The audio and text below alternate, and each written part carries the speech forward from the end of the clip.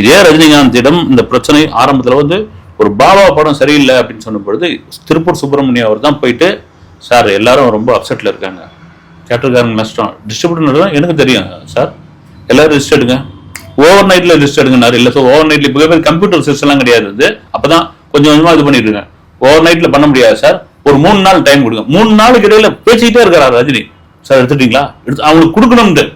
ஏன்னா ஒரு பெரிய தான் சொந்த படம், தான் எழுதின கதை, அந்த படம் இப்படி ஒரு ஆயிடுச்சுன்னு ரஜினியால வந்து என்னன்னா அந்த நஷ்டத்தை சம்பாதிக்க கூட ஒவ்வொரு தியேட்டர்காரங்களை கூப்பிட்டு நேரடியாக கொடுத்தாப்ல. அப்படியேப்பட்ட இடத்துல இருக்கிறவரு இது ஒரு நஷ்டப்படம், இது ஓடாத படம்னா ரஜினி ஒத்துக்கூடியவர் தான். அதுக்கு ஒரு உதாரணம் சொல்லணும்னா, சினிமாவில் எவ்வளவோ நீங்க ஆர்பி சௌத்ரி இருக்காரு இல்லைங்களா, ஒரு அதாவது 100வது படம் விஜய்க்காக ஒரு பண்ண போறதுக்காக வெயிட் பண்ணிட்டு இருக்காரு. வந்து சரி ஓகே 99வது படம் இப்போ விஷால் வச்சு பூஜை போட்டிருக்காங்க, எடுத்துக்கிட்டு இருக்காங்க, ஊட்டியில ஷூட்டிங் நடந்தது. இன்னைக்கு வரைக்கும் பாத்தீங்கன்னா ஒரு சிம்பிள் மேனா தான் இருப்பாங்க.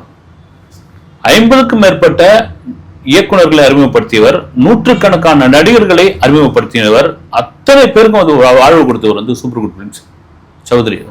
அவர் போது ரொம்ப சர்வசாதாரணமா போயிட்டு இருக்கிறவர். சினிமா பார்த்தீங்கன்னா நீங்க ஏன் சார் இப்போ ரொம்ப முன்ன மாதிரி படம் எடுக்கிறதெல்லாம் கேட்டபோது, சார் முன்ன மாதிரி இல்லை சார், இப்போ சினிமாலாம் மாறிடுச்சு, காஸ்ட் ஆஃப் லிவிங்ஸ் அதிகமாயிடுச்சு, நான் ஒரு 30 லட்சம் ரூபா கொடுத்து அனுப்புவேன், அழகா ஒரு படத்தை கொண்டு வந்துருவாங்க,